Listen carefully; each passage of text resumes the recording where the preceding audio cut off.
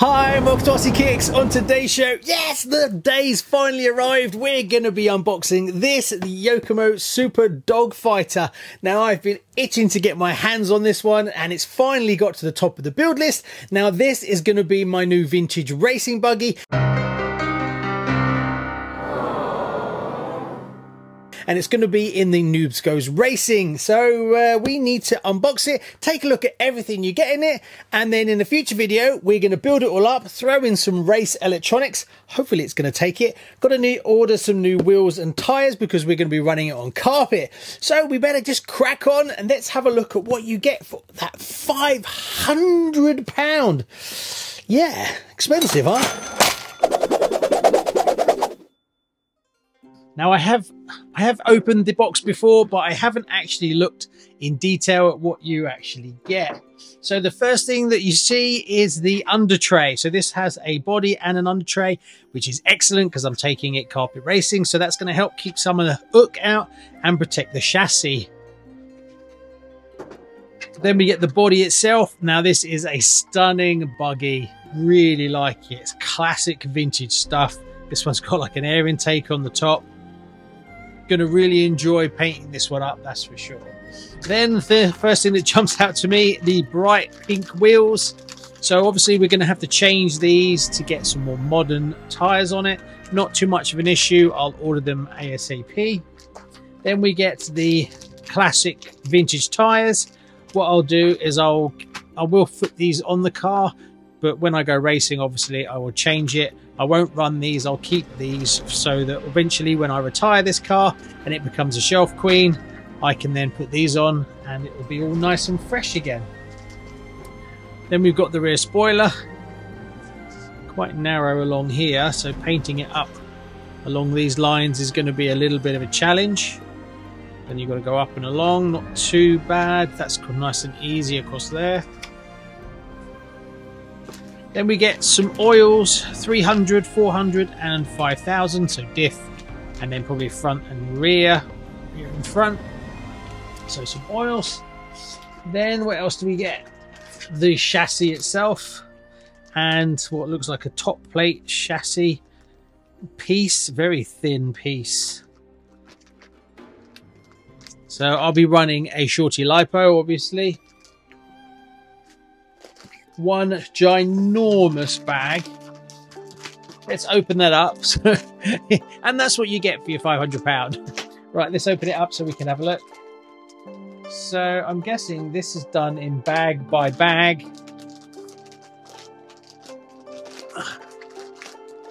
So what have we got? So we've got the diffs. Bag 3 is diffs and bearings and some of the gears.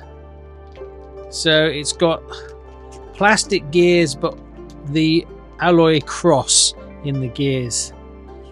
This looks like it's an oil diff. Well, it has, yeah, because we've got the oil diff. So it's got the gaskets to go with it. Then we've got the front nose and one of the two. We've got both belts in there. And then we've got the tower, both towers, front and rear towers. Bag 4. Bag 8, it's not in any particular order. Looks like the battery pinion, and then servo horns, a few bits of double-sided sticky tape. Bag 6 looks like servo horns again, and some tie rods of some sort. Oh, that one's heavy. Bag 5 is the arms. Now apparently the arms look very similar between the front and the rear, but they're actually slightly different because one's got an extra hole in it, I thought I saw. Then we've got the lovely uprights, and then we've got the beautifully machined hubs, which I really like, and I actually have those. I'm running Yokomo on this. Really love this. These are from JC Racing, which is probably where I'm going to end up getting my rims and tires from, or at least my rims. Bag 9, some random screws. Then we've got slipper clutch. Bag 2, so we're building up the slipper pretty much straight away. Bag 10, it looks like the front bumper and the wing mount and a few parts of the wing. Bag 7 is all the shocks by the look of it. God, they look tiny. Little spoiler for you, lightning components are making me a carbon top deck, also some carbon towers, and I may have placed an order with Rochester RC for a set of B6.4 front shocks ×2. Why? Because apparently you need to get the front ones to fit on the back of this because those shocks are really short. Stay tuned, more to come. I wonder if I'll be upgrading my shocks. They look absolutely minute. After having an RC10 B6.4, these look very weeny, so they may go. And then bag 1 is all the metal parts, the rear housing, the motor mount. So that's bag 1. I mean, they're gorgeous, they're all really nice, but God, it doesn't seem like there's a lot in it for that £500. What else have we got in the box? Seems to be quite a lot of bits of paper.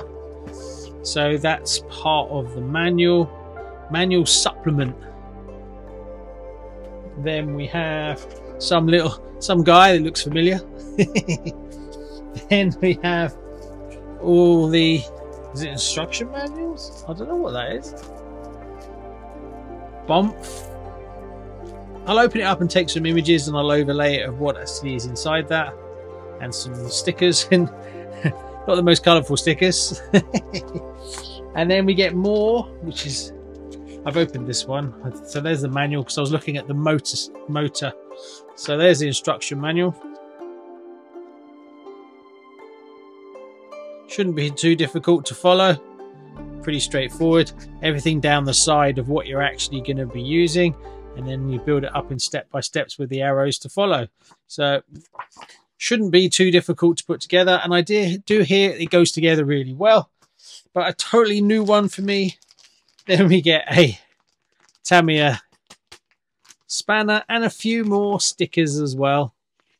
And that is pretty much everything you get for £500.